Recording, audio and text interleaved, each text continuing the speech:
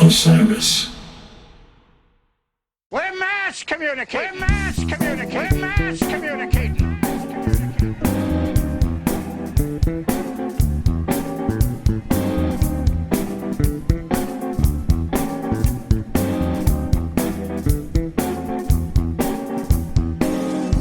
Welcome back to Touchdowns All Day. I am your host, Max Dawson, bringing you a very special holiday treat.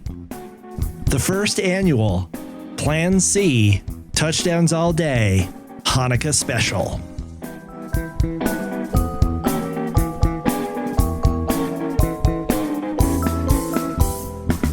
In a moment, I will be joined by Jon Goldberg. Jon is the Disco Biscuits' longtime archivist and the keeper of the tapes, the hard drives, the DATs, the CDs, the band's entire recorded legacy. Jon has selected 8, and I say 8 with my fingers making air quotes because it's actually far more than 8 special holiday gifts for you that we are going to share here uninterrupted without me or him or anyone talking over them. And guys, when I say these are special treats, we are literally talking about, in many instances, things that no one has ever heard before.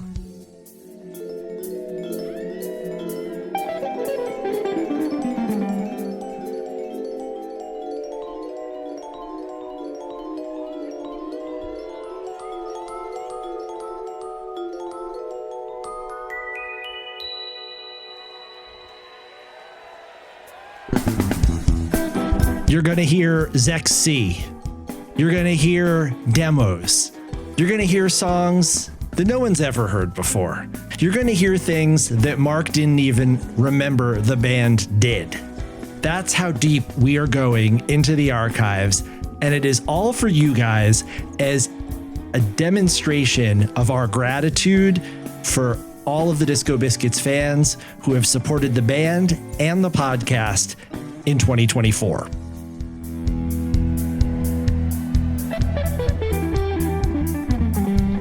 Jon has picked out so much material that we're actually going to stretch this out over 2 episodes. In this first episode, we're going to focus on the band's early years, starting with the prehistory of the Disco Biscuits. And when I say prehistory, I mean we're talking about 3 years before the Disco Biscuits even existed. Part 2 will take us up through the mid-2000s. And we are just barely scratching the surface. Jon and I are hoping that this is the first in a series of many deep dives into the Plan C archives in future Touchdowns All Day episodes. Before we get started, I'll hit you with the obligatory reminders. Please spread the word about the podcast, leave us a 5-star review, and share an episode with a friend. Also remember, we're always looking for your feedback. You can hit us up on the Touchdowns All Day hotline, 424-666-SIYD, or you can get us at Barber Shreds or at FY Maxwell on X and Instagram, or you can hit us up on the official show accounts at TDAD Baby on X and at Touchdowns All Day on Instagram. All right, with that all out of the way, let's get right to it. Part 1 of the 2024 Plan C Touchdowns All Day Hanukkah Special. Jon, welcome to Touchdowns All Day. Thanks, Max. Excited to be here. Jon, this is long overdue, not just for having you on the podcast, but for you and me sitting down and sharing stories. And I think that so much of our friendship has over the years been based over sharing our love for the music and also the stories around the music. So consider this episode an opportunity for you guys to just sort of eavesdrop on a conversation between 2 people who like the Disco Biscuits way too much. That is very true. Why don't you explain what your role with the Disco Biscuits has been over the years? Sure. So going back to, I would say sometime in 1999, the Well, I'd been seeing the Disco Biscuits for a number of years already at that point, but I started to get much more involved, and it really tied into my parents bought me a new computer when I graduated from college in 1999. And what I didn't realize at the time is that that was going to become the first Disco Biscuits E083 server. And so this is when online file transfers was really just starting to take off. And I ended up living with some friends, and one of my friends had free DSL for our apartment. And so with my new computer, I figured out, hey, let's get an E083 server up. So what is that? Because most people probably have no idea what an E083 server is at this point. So in the infancy of online file trading, there was something called e083.org, and it was a way to set up a server where people could download files. And in this case, we were using shortened files. So those were lossless compressed files. And this was really how I got involved. I set up a server, and I connected with a lot of the tapers and also through Max here. And we set up this warehouse, this clearinghouse of where all the sources for new recordings would end up. And so this was started in, I think, around 2000, early 2000-ish, and really just took off throughout the year of 2000. And ultimately what ended up happening is that I couldn't even source it out enough, that it was getting to the point where I had to send it to other servers that were faster than mine. And really I was having, music coming in almost daily. The tapers were on tour, sending me files, and we were trying to upload as fast as we can. And so it kind of just grew from there. I would say that was kind of really the intro for me. And through that, I met you, Max. I met a lot of people involved with the Disco Biscuits. People who have enjoyed for years the convenience of shows being uploaded to Nugs within hours of their completion, or even the ability to go on archive.org and search through much of the recorded history of the Disco Biscuits might have a hard time appreciating just how revolutionary Jon's E083 server was. Because prior to that, we were literally reliant upon mail for moving music around the world as the Biscuits were playing. And at first, there wasn't really even, I think, a hope that we might be able to accelerate that process. There was just a sort of, I think, a general resignment to the fact that, a tape would be recorded and a few months later, you might hear it. Through 2001, we were reliant upon someone physically sending the recordings to us at first. And so I remember there was a period in 2001 when the band had a FedEx account and would, the morning after every show, FedEx the show to me in Portland.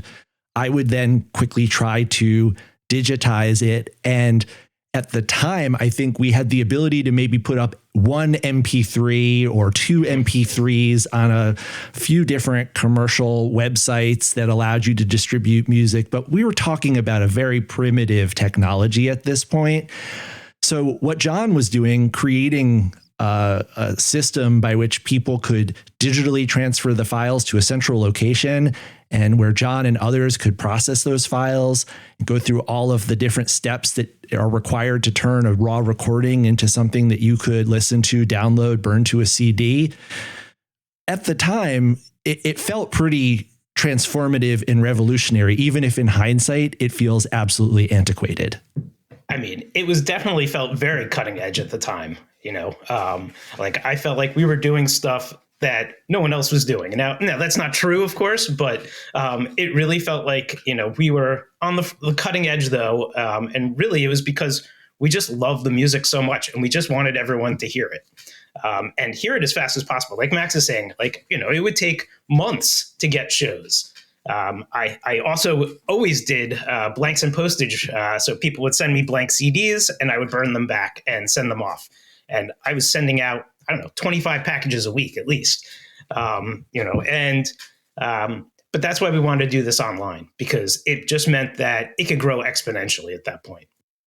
And it was an absolutely critical part of spreading the Disco Biscuits name and reputation far and wide outside of our small community.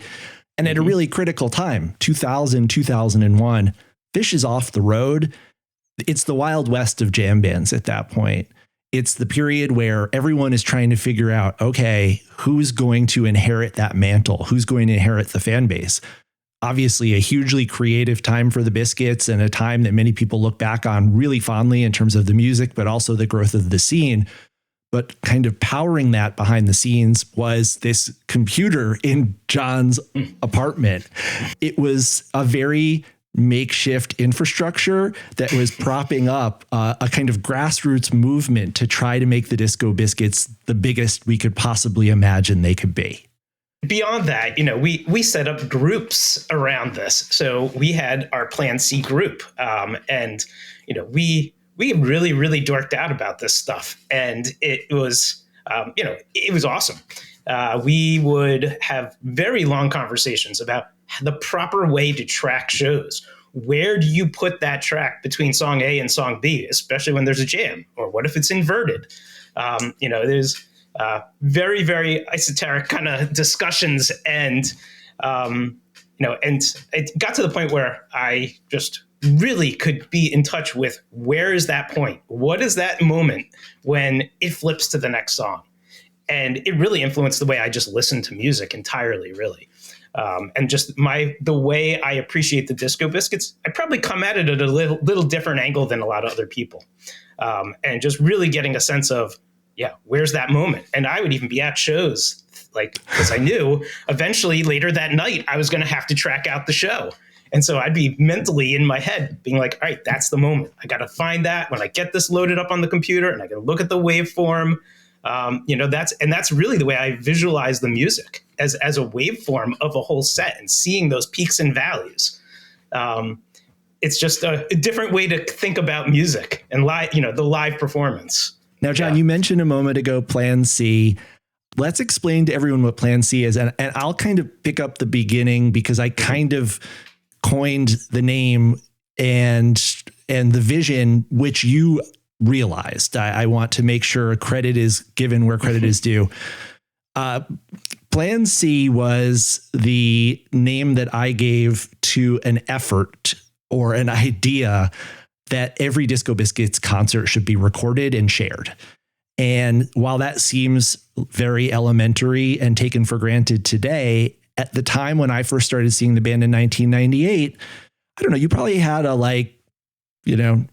slightly greater than 50-50 chance that a show would be taped, depending on the region.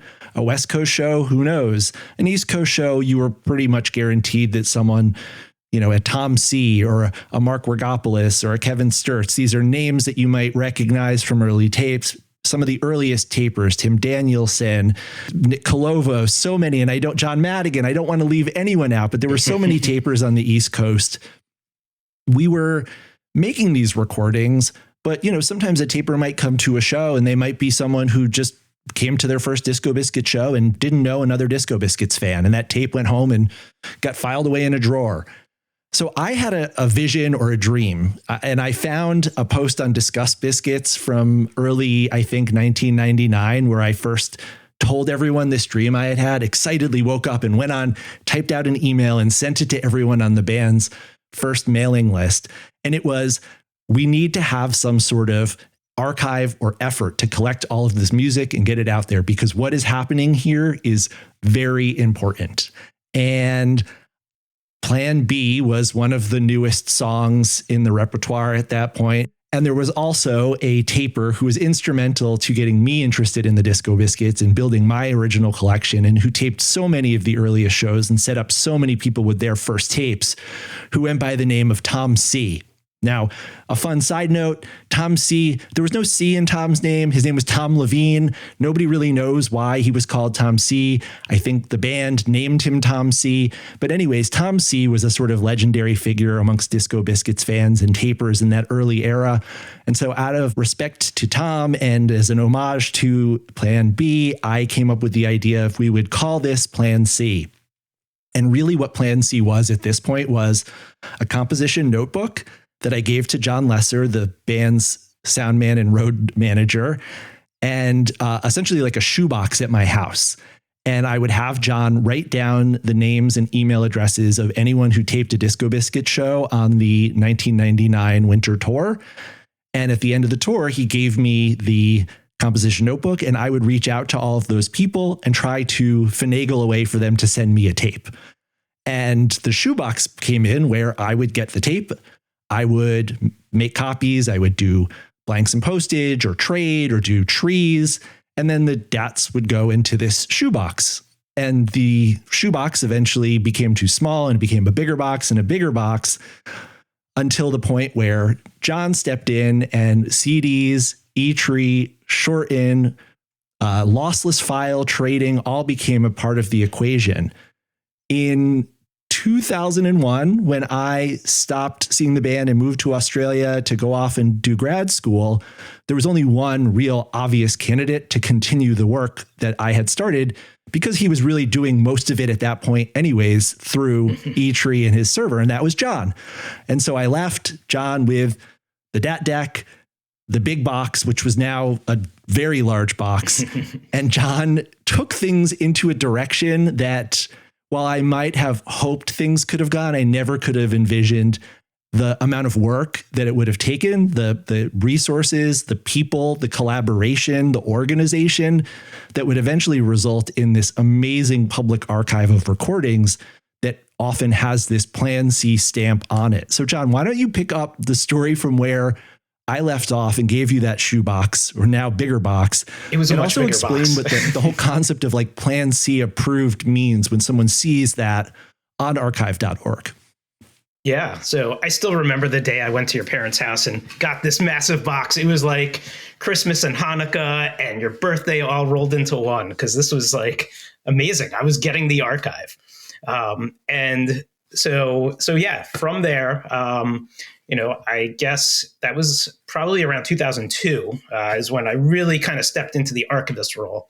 And at that point, we were making sure that every show got recorded. And this was still mostly audience recording at this point, at least as far as fan recordings went. And so the Plan C label is something that came out of our little Plan C group. And so we had set up a small little listserv for the people who were working on either uploading files or tracking the shows and just really contributing to the effort. And what we did was we would select one source per show that we thought, this is the best recording. This is the one that everyone should listen to. And so that's really what got that Plan C approved label. And so you'll see that on archive recordings. I'm not really sure when that fell off, but definitely, though, all through, I would say 2000 through maybe 2003 or 4, you're definitely going to see those there. And that's kind of before the band had formalized our soundboard recording efforts. I mean, everything got recorded to some degree, but not necessarily professional level recordings. So having this archive of audience recordings was really important. And making sure we had really clean versions. So that's really what that label's about. But from there, though, things kind of grew. I I really became a part of the band in summer of 2002. And at that point, I was making sure that not only were we getting audience recordings of everything, but making sure that we were recording soundboard versions as well. At that point, we were starting to get a sense of that, professional soundboard recordings were going to be available for download. This was clearly something that was moving forward. I think Fish was already doing it at that point, and we wanted to make sure that we were set up to have these recordings, even if we weren't going to sell them initially or share them out, just making sure that we had this archive. And so that's my focus kind of became split at that point. And over time, it became much more focused on making sure we had soundboard recordings. And over that just gradually grew. And I would be remiss if I didn't mention John Schmidt, who played a very important role at the same time. And so John and I were really good friends, still are. John took on the recording aspects, and I was more on the distribution side of things and the organization, making sure that we had the logistics ironed out, making sure that everything was covered. So if one of us wasn't at a show, that the show would still get recorded. Why were soundboard recordings not always available during the early days? Yeah. That's a question that very often people ask. Yeah. Why aren't there more soundboards from insert year from the first phase of the band's career? Sure. So keep in mind the venues that the band was playing back then. They were playing, especially in the very early days, we're talking about bars, house parties, venues that didn't have professional PAs even. And so if you plugged in a two-track two-track deck and hit record, that was really not going to result in a very good recording. The audio was mixed for the room, and so it wasn't an even mix for the recording. So that's why the audience recordings are actually some of the better recordings from the early days, because it's capturing what you actually heard in the room versus this is what's coming off of the soundboard itself, which can be very, very different things. So, and that is true, though, to today, even. I mean, now, obviously, we have very professional recordings done now. We're mixing audience and it's really a multi-track system that's happening. This has been going on for quite some time. But yeah, those early soundboards, some of them can be in pretty rough shape. So while we have some of those, we haven't released a lot of those. And, there's cuts, there's weird digital noise in some of them. They have crazy levels that go up and down. John Lesser, fantastic sound guy and really had a good feel for the room. But by the end of the show, the levels were really, really hot. It was really loud. Really captures the feeling, but it doesn't make for an even listening experience. There were some efforts to make soundboard recordings in the early days, one of which I think we will get a chance to listen to later on, when John Dindis, a longtime friend of the band and their then road manager in 2000, following Mark's return to the band, set out to record all shows on a sort of blend of soundboard and audience feeds. What was the story around those? Yeah, so I think how those were labeled, and so these were recordings that I believe were done on CDs, so direct burns to CDs, because I believe the masters are on CD, and they were what he called at the time a live matrix. And really, what a matrix, so a matrix has always been is an audience and a soundboard recording mix. So I like to call them audience soundboard mixes because that's just really what it is. Unfortunately, these were recorded live. So the only version of these is the actual mix. And for whatever reason, they were mixed as 50-50. So traditionally, a soundboard mix would really be more like 70-30 or even less audience, really just to give you that ambience of the room. So some of these are kind of hard to listen to. They don't necessarily enhance the audience recording. But there are some, and we're going to listen to one a little later. But I think we also released at some point the Princeton show from fall 2000, which didn't have, I think that was the only recording of the show. And that one came out all right, but it was kind of hit or miss for sure.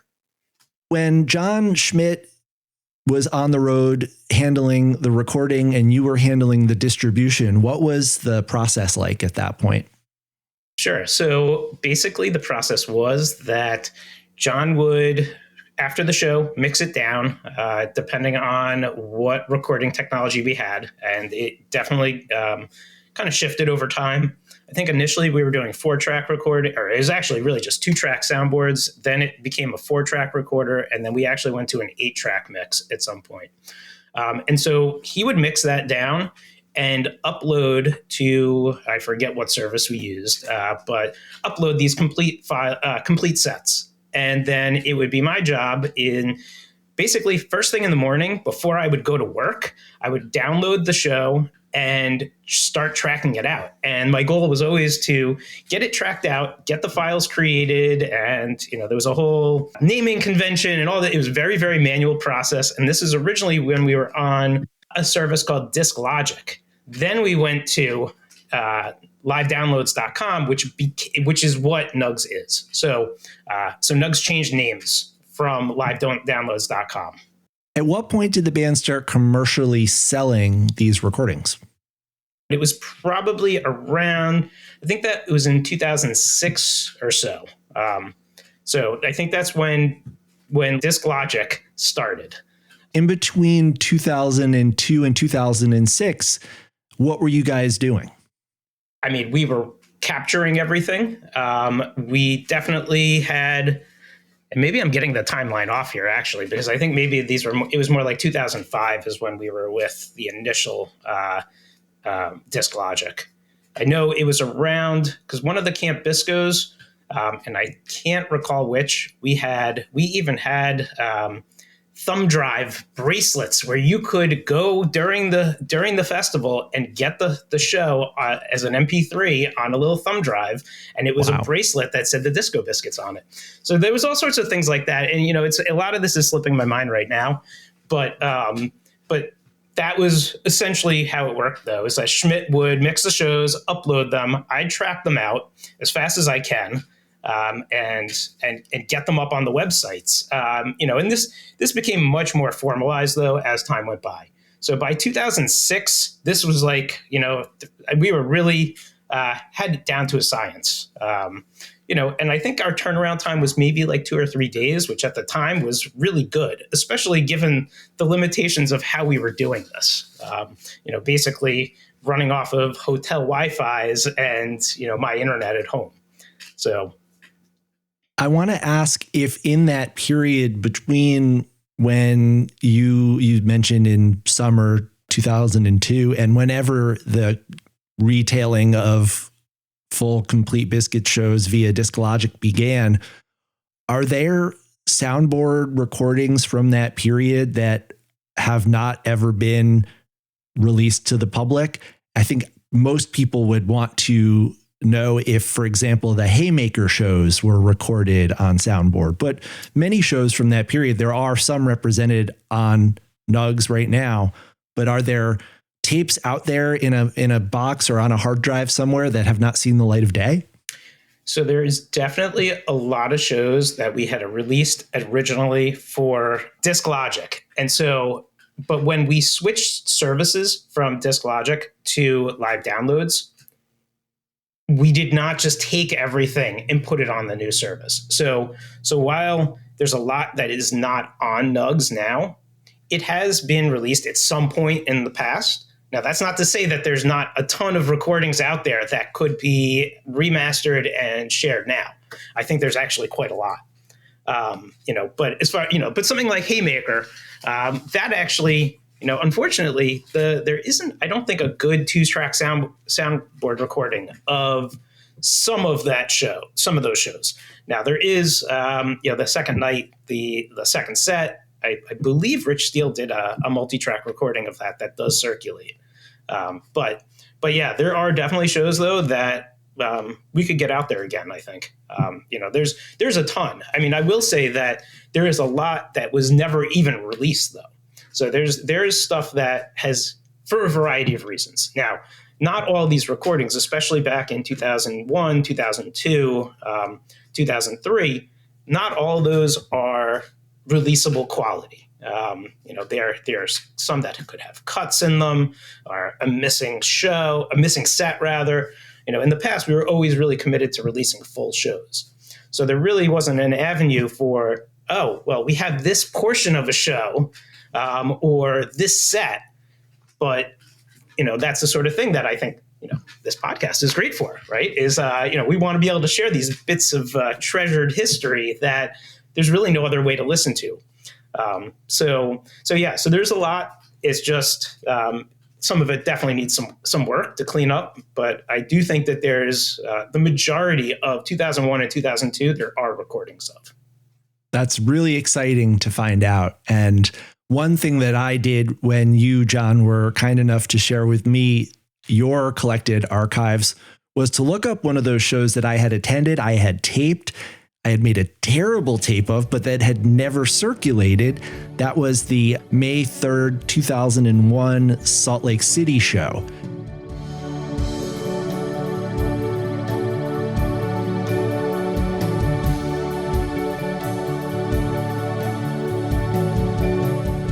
And I played the undoctored version, and I think that the words that you had described were more noise than music on the tapes. However, I found that you and I believe Daniel Ritchie, great Plan C contributor, early taper, had cleaned some of that up and that there was a more listenable incarnation of that tape. Now, I fully understand and support, especially when these recordings were being sold, the necessity to put forth a very high quality product. And I might be in the minority of weirdos who would listen to a terrible recording just to hear the music on it. But it's really exciting to know that if you are out there and you are worried about or thinking about, your first show, you can't find the tape, or some legendary night that you experienced, don't give up hope, because there may be somewhere in some deep archive some sort of recording of that Jon might one day be able to uncover and revive and put back out there. No promises, but we could all have hope. To the islands where I go to find my creator, Haleakala Crater, wait for the sun. To the islands where I go to find my creator, Haleakala Crater, wait for the sun. Wait for the sun. Wait for the sun. Wait for the sun. Wait for the sun. Definitely. There's all sorts of things. Every time I go in and look for stuff, I find new things. It's pretty amazing. You have to understand that when you sent me or you gave me your box of tapes, I then spent the next 2 years transferring every single one. So even the things that were riddled with noise and really weren't listenable, I wanted to get them off of the tapes because those things degrade with time, and this music wasn't necessarily the best quality to start with, so we definitely didn't have room to lose quality. So it took me several years, but I did get through, and I think I transferred every single tape, which there were hundreds. So.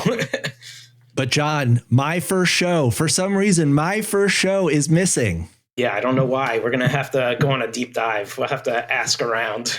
I've been hitting up all of my contacts from back then. And guys, if you think it's hard to find your favorite Disco Biscuit show, try finding something that was recorded in 1998, a show with like 11 people there, and that has been apparently lost to history. But we're going to find that show September 15th, 1998 at the Call with, I think, the second and final performance of Ida Fifth, a song that has always been a touchstone for me. But Jon, we're kind of touching on the real theme and reason for this episode, which is that in the spirit of the holidays and Hanukkah, we have decided to put together a little gift from Plan C and Touchdowns All Day to you, the Disco Biscuits community, where Jon has gone back through the archives and selected some of what he thinks are the most interesting, odd, unique, exciting, or forgotten performances in the band's history. This is going to span lots of different time periods, incarnations of the band, and lots of different contexts as well. Tapes that were recorded and never circulated, or sources that never circulated, as well as things that maybe never were meant to be heard in the first place. So, Jon, describe to us what you have, the full extent of what the Plan C archive looks like in 2024. Okay, so obviously I inherited a nice collection from Max, but after becoming the Disco Biscuits archivist, as new recordings were surfacing, something would show up out of nowhere, it would somehow manage to find its way to me. And so what a lot of the things I've picked to play are things that fall into that category of either someone who used to work for the band, someone who was very close with the band, or even the band themselves had shared stuff with me. And it's just kind of sat on my computer because we couldn't release these sorts of things. There's no real avenue for that. And a lot of these have hardly been listened to. I always had a policy with all my friends, you can come over, we'll listen to all this stuff, but I'm not going to give it to anyone. That was just kind of the policy. So the very first thing that I wanted to share today is the earliest known recording that I have of the Disco Biscuits. And I say the Disco Biscuits. It wasn't the Disco Biscuits yet. I would assume that Jon had no idea that the band would even become called the Disco Biscuits. And so this is an 8-track recording of a Down to the Bottom demo from 1992. And I'm not 100% sure if this is Jon in high school or if he was already in college. I think it was right about that time, though. And it is the earliest thing that I have from anyone in the Disco Biscuits. A little bit of extra context before I hit play, because I spent last night with Kevin Abrams, amongst other people. Kevin being the classmate of Jon's, who I believe introduced Jon and Mark to one another. And Kevin confirmed for me that he and Jon were freshmen in the fall of 1992. So either this was recorded during Jon's senior year or right after he had arrived at Penn. And the other fun story Kevin shared was that on his first day at Penn, when he was moving into the dorm, somebody knocked on the door, and it was a guy going around with a duffel bag of bootleg T-shirts that said Absolute Penn. And he was walking up and down the hallways of the freshman dorm, slinging these bootleg T-shirts to all the incoming freshmen. And that T-shirt peddler was, of course, Mark Brownstein. So Kevin bought a T-shirt. They started chatting. They bonded over their shared interest in music. And Mark was already at Penn. Mark was, I guess, a year in, a sophomore. He knew the ropes. And I guess he kind of took Kevin and Jon under his wings. And eventually, of course, the rest is history. So with that additional context, let's take a listen to this, the earliest known recording of anything even close to resembling the Disco Biscuits.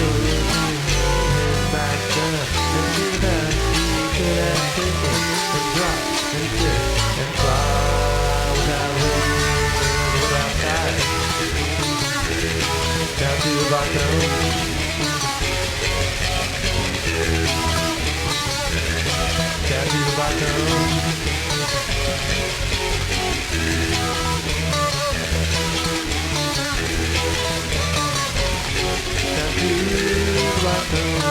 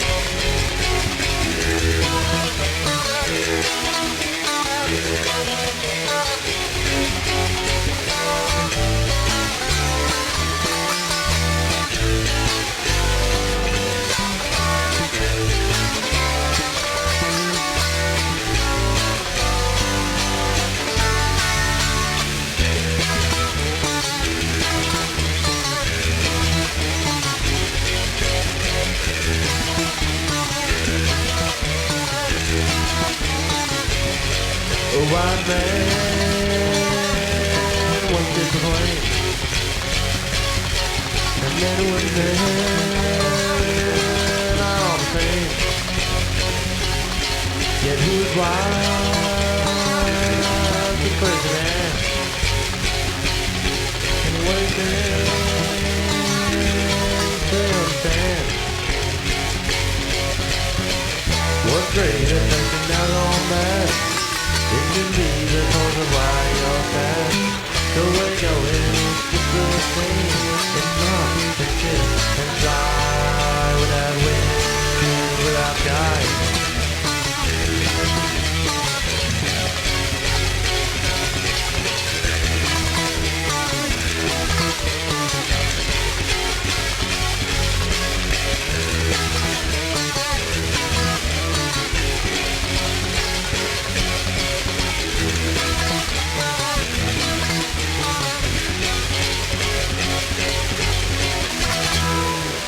Night one of Plan C Hanukkah was down to the bottom from 1992. What do you have for night two? The second pick I have is, interestingly, is not even listed on the BIP. I didn't realize that until I was trying to look up the set list earlier.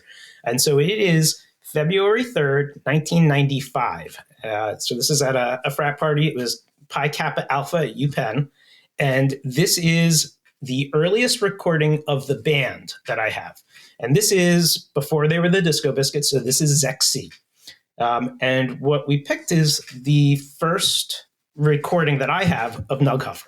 And so this is not the full song at this point. So this is, again, February 95. And so it was an instrumental. It's really just the first part of the song. But by April of 1995, the rest of the song, including Mark's story, was starting to be performed. So it gives you a sense of, like, this is probably while Nughuffer is still being written. And so here it is, Zec C from February 95, not on the bib.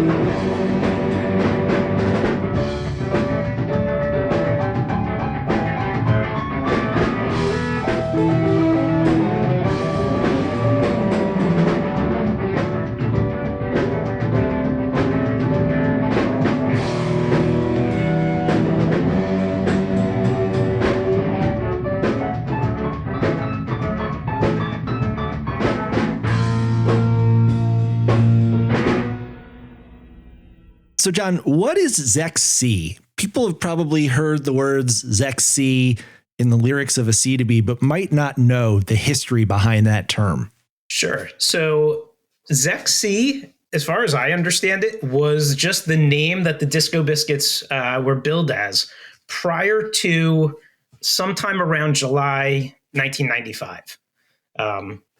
I think Aaron had joined the band while they were still Zec C, I think.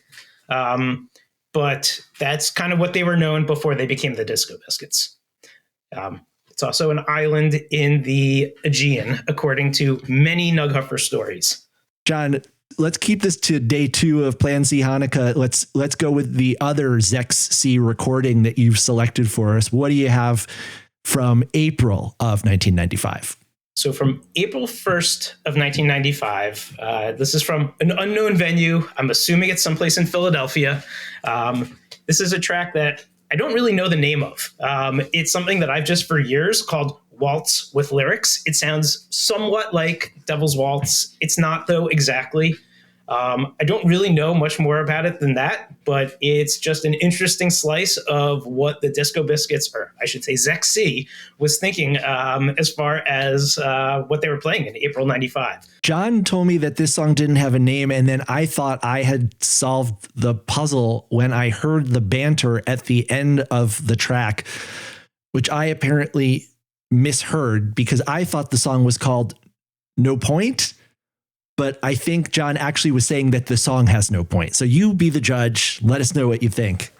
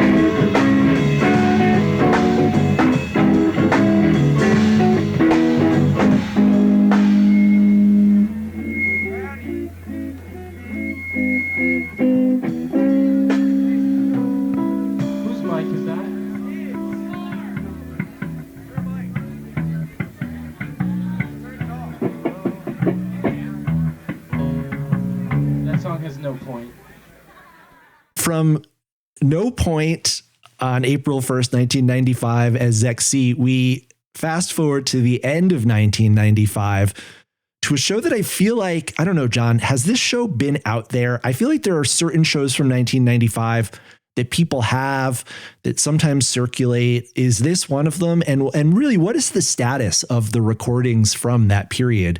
What's in the archives? What's out there? And maybe explain why some of these things aren't out there. Sure. So what's out there? So this show is specifically, so 12/1/95 from 4000 Pine Street in Philly. I think this is one of the shows that did circulate on audio cassette originally. This was already on the BIP when I got the recording. So someone else had this.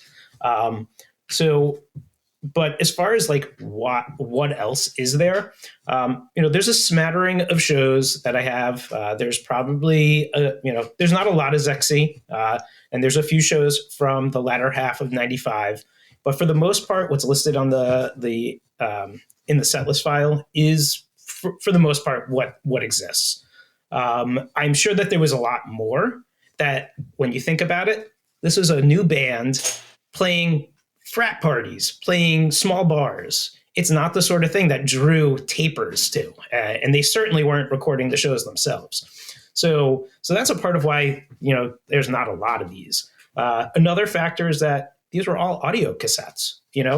That's an old technology. It takes special equipment to get that from an audio tape to be a computer file. So, given that this was in 1995, before people were doing that sort of transfer, that's another reason that I think a lot of these were probably lost in someone's shoebox. And then they said, hey, I don't even have a way to play these anymore. And they end up getting tossed, unfortunately.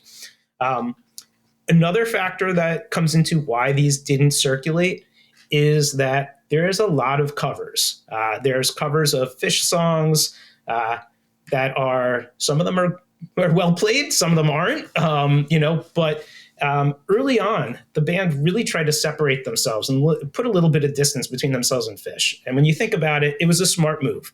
They were really, truly crafting their own sound, and they didn't want that jam band association with the Grateful Dead and Phish. They were trying to create something new, and so the band didn't really want the recordings with Phish songs to circulate. So that's another reason why these tapes really didn't make their way around. Obviously there were fans close to the band that had them, but it was kind of an unspoken thing that you should never share these with other people. So that's kind of why they didn't really make the rounds. Well, Jon, what is the next thing that you've got for us? This is from December of 1995. So from, like we were saying, December 1st, 95, from 4000 Pine Street. I'm guessing this is someone's house or maybe a frat party. I'm not really sure. But there's a song called The Woodster. And so this song is going to sound very familiar to you. It is... let's not spoil it. Let's see. Okay. Chime in. You have your buzzers handy when you when you recognize what you're listening to.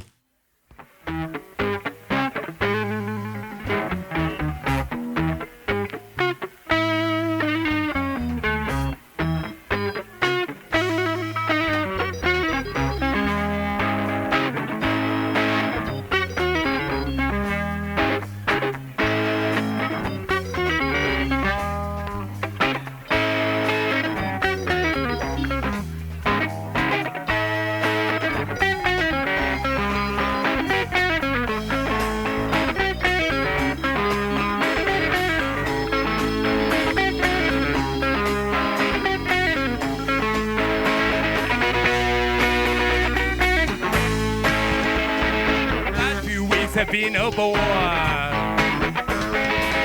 Can't stand your hand no more. You think your last Dave, you think he'll go out to the woods to lick your bowl. You're gonna get it at the woods. You're gonna get it at the woods.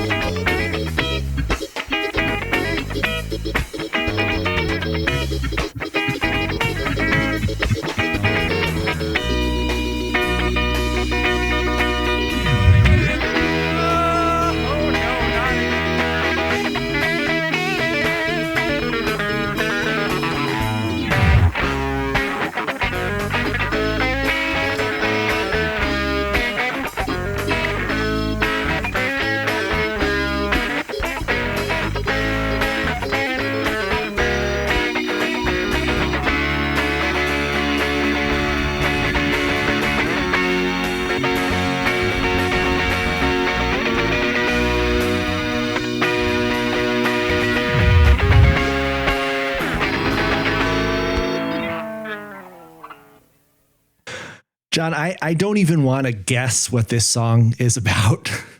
Yeah, I have no idea. I don't, but it's I don't know. It's funny. And the thing that I find amazing is, and this is one of the things I love the most about the Disco Biscuits, and you'll hear in a number of the selections that Jon has picked for you today, the band has always had this penchant for introducing ideas before they're fully formed and taking their time to fully flesh those ideas out. So the Woodster, I'm not even sure necessarily what Jon is saying, played here in late 1995. Of course, the song that it would become, Little Betty Boop, isn't debuted until July 5th, 1997. So that's percolating for a long time in Jon and the band's head before it actually assumes its final form. So what else from that show, Jon, have you selected for us?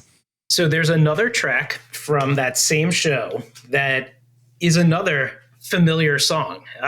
This one, we can listen, but it is another song that clearly became something else. And I don't know what this was originally called, unfortunately. A lot of these tapes don't have any kind of annotation, so your guess is as good as ours. And maybe someone out there, maybe Trooper or Fundos or Lesser, will be able to fill us in on what the actual name of this one was before it became what we now know it as.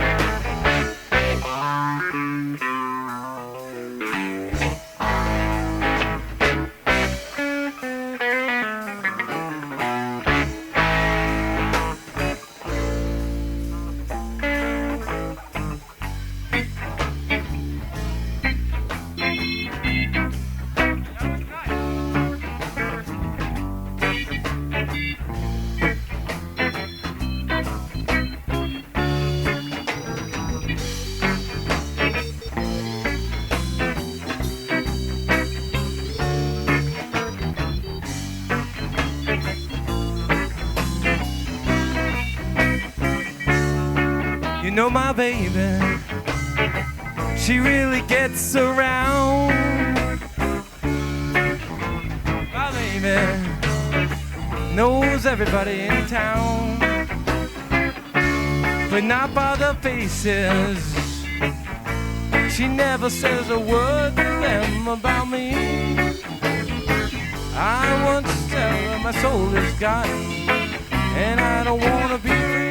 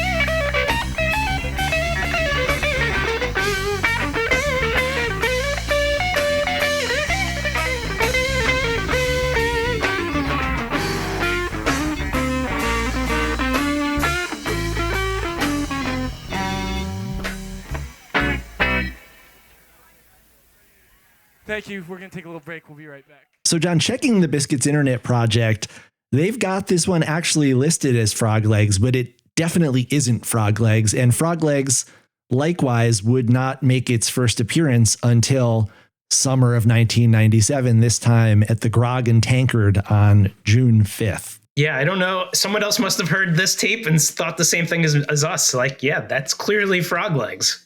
So, John, where do we go from here? From the end of 1995, what do you have next?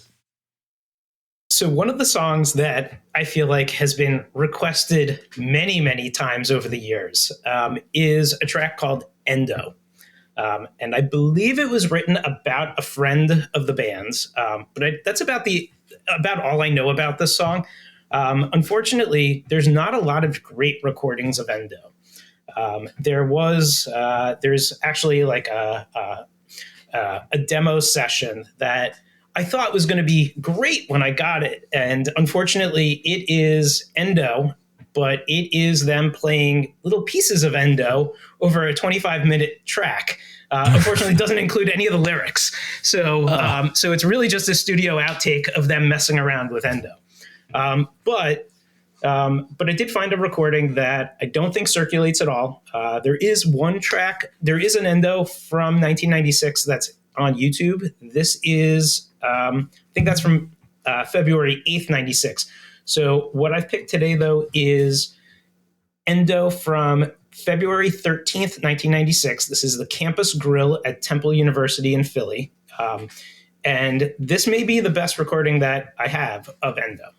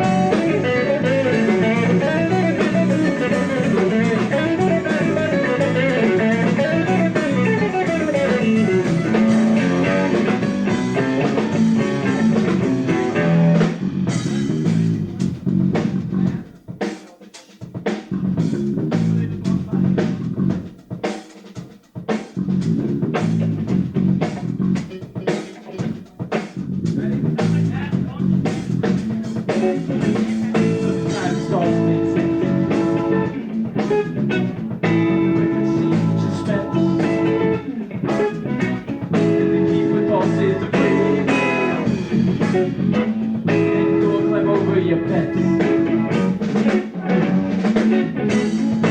let you there for a while. They're just there for a smile. It's time they did business.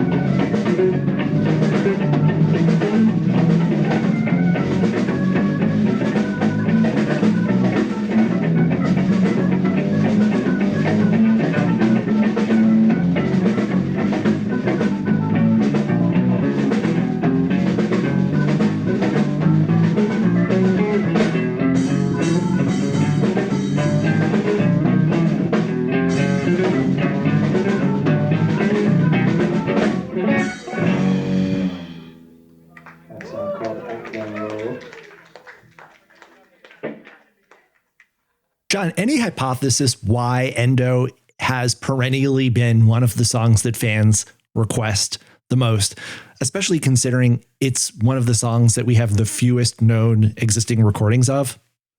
I mean, I think it's one of those things where because something's so rare and we don't know much about it, everyone wants to know more. There's a certain allure. I feel like there's certain songs, and this is true for probably a lot of bands, that are just those songs that are old, that don't get played, that people are just like, I need to hear that. I think that Eduardo the Penguin kind of falls into the same category as this, although there's a number of there's a bunch of good recordings of Eduardo. But also, I think it was in the history of the Disco Biscuits in 2002 on the New Year's show, and I think they played a little bit of Endo. In the Disco Biscuits' quest for a new sound, we came across such early day classical wonders as Endo.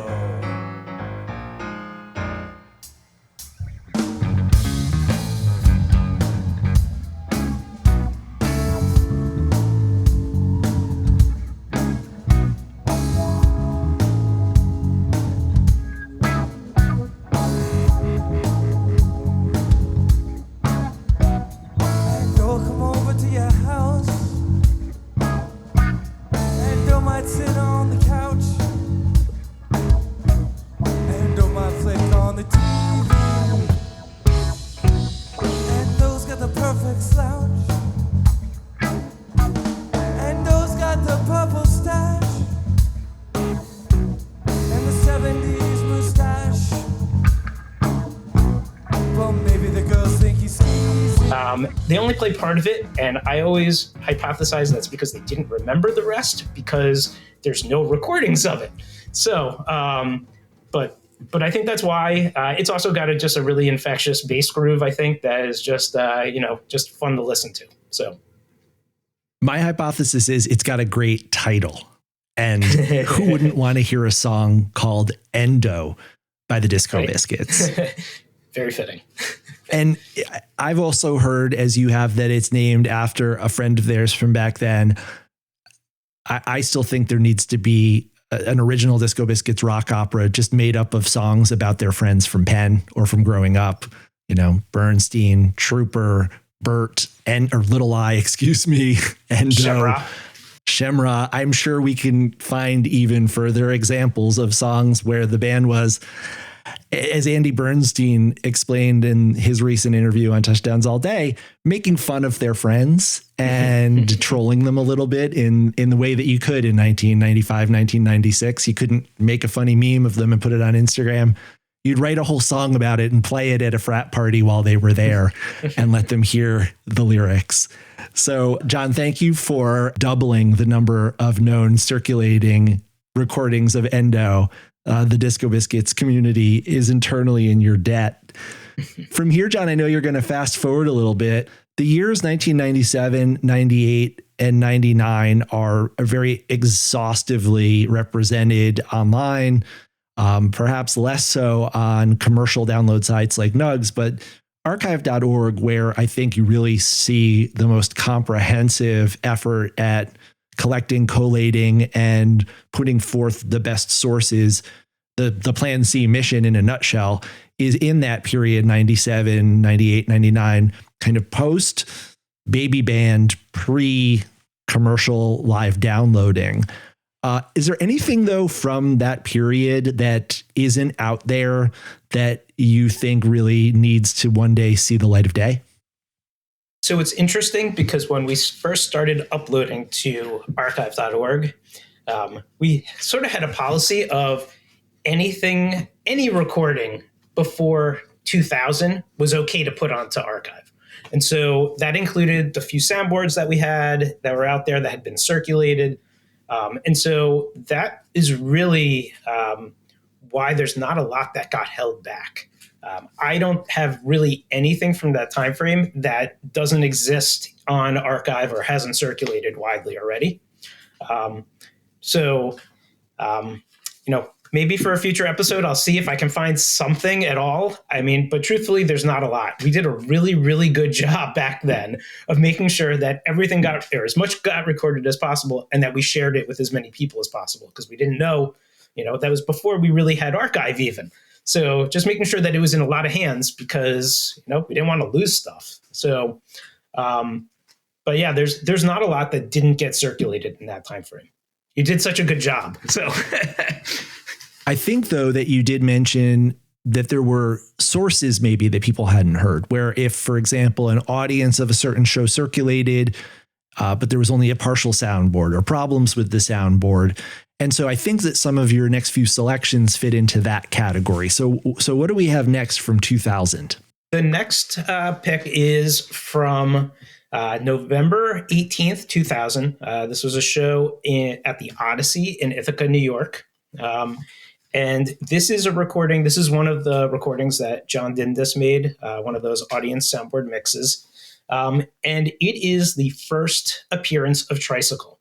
And this is they came out for the second set and just started to jam. And it turns out that before the second set, at the end of set break, they were fiddling around with a jam backstage, and someone just came up with some of the lyrics, and they came out on stage and just started jamming it.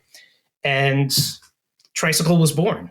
And it was one of these elusive songs that was really only played once. And I remember a show over the New Year's run in 2000. I think it was at the Silo. And there was like a tease before one of the sets. And I just remember going crazy with a few friends. You're like, oh my God, they're going to play it again. And they didn't. It was just a tease, Mark just having fun with us. And I think it wasn't until about 8 years later that they actually debuted a full real version of Tricycle. But this is the first version. It is one of those mixes, so there's a bit of audience in there as well. But this source has never been released before, so no one's ever heard this one.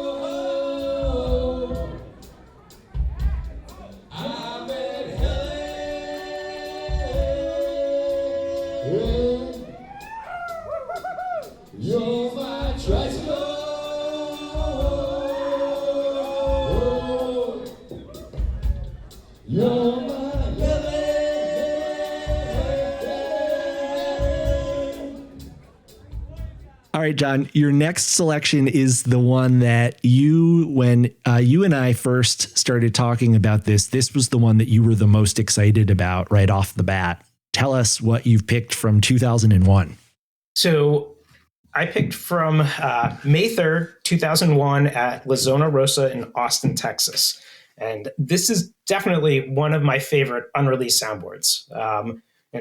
This kind of falls into the category of a show where part of it was cut. So it wasn't a full recording, so we never really released it. But this is in the second set. This show was recorded also by a tour manager at the time, Adam Davis. And it is the dribble into basis. And it's just one of my favorites. It has this crazy dribble outro. It's got, which the dribble outro has always been my favorite thing that Disco Biscuits do. So, and this one is up there with some of the best.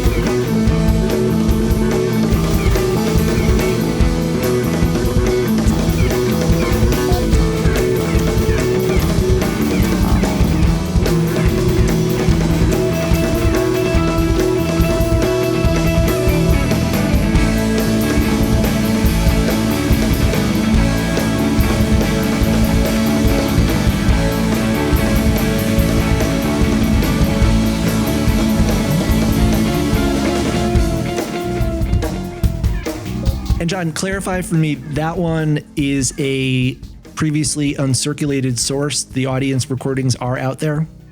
I believe that there is an audience recording out there, but this soundboard has never circulated ever. Well, John, we have been going already for almost 2 hours. And rather than having this be one mega episode, we're going to break it into two. So we're going to leave things there. 424-666-SIYD at Touchdowns All Day on Instagram, at TDAD Baby on X. I'm at FY Maxwell.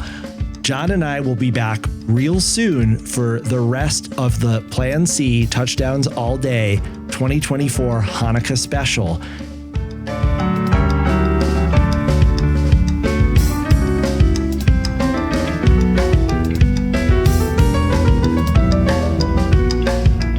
Until then, I'll end this episode as I do every installment of Touchdowns All Day by reminding you that Touchdowns All Day is an Osiris Media production, and that this episode was written, produced, and edited by me, Max Dawson, and mixed and mastered by Matt Dwyer. This and every episode of Touchdowns All Day would not be possible without the contributions of many women and men, including the Disco Biscuits road crew. Ben, Pat, Nick, Brian, Rich, Dane, Amin, Herm, and Tara Gracer, our photographer.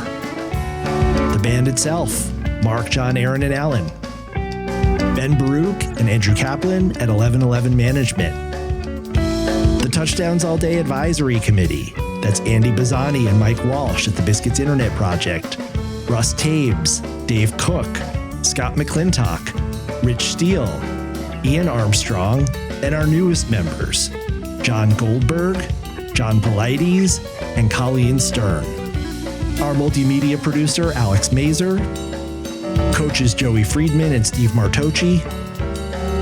And of course, extra special heartfelt thanks to Lisa Gutwillig, Deb Brownstein, Angelica Magner, Sandra O'Quinn, Andrea Rivers, and Avery McMahon.